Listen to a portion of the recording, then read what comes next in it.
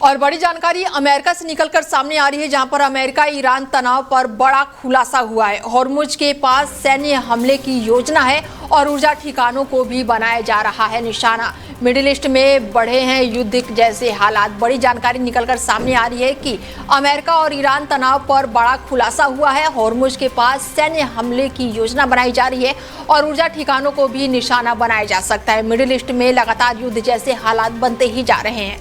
Middle east में तनाव के बीच अमेरिका और ईरान के बीच संभावित टकराव को लेकर नई सैन्य रणनीति जो है वो निकलकर सामने आई है। खबरों की माने तो अगर दोनों देशों के बीच सीज फायर विफल होता है तो अमेरिकी सेना बड़े पैमाने पर कार्रवाई कर सकती है। ऐसे में दावा किया गया है कि अमेरिकी सैन्य योजना में स्ट्रेट ऑफ हॉर्मुज के आसपास ईरान के सैन्य ठिकानों को निशाना बनाया जा सकता है और इसमें ईरान की नौसैनिक हमलावर जो है नावों और माइंस बिछाने वाले जहाज और मिसाइल सिस्टम और ड्रोन नेटवर्क शामिल है।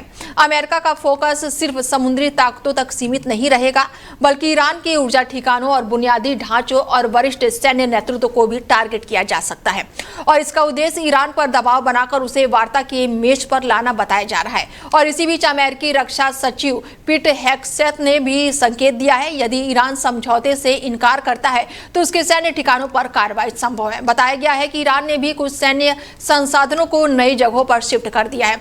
खबरों की माने तो कहा गया है कि अमेरिका नौसैनिकों के पास फिलहाल मिडिल ईस्ट में 19 जहाज और 2 एयरक्राफ्ट कैरियर जो है वो मौजूद है, जबकि हिंद महासागर में कोई युद्धपोत तैनात है।